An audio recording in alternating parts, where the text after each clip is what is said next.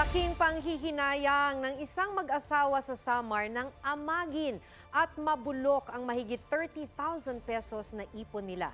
Nag-ipon noong nakaraang taon si Maria Luina Lopez at ang kanyang mister. Pero nang buksan nila ang PVC pipe na alkansya nitong Disyembre, amoy amag na ito at ang mga 1,000 perang papel, gutay-gutay na.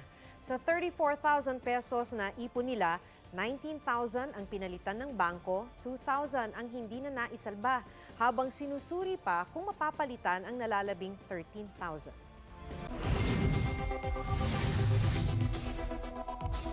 Narito naman ang tips ng Bangko Sentral ng Pilipinas para hindi mauwi sa panghinayang ang pag-iipon. Itago ito sa tuyong lugar. Iwasang itago sa mga lugar na mabilis pamugaran ng mga insekto.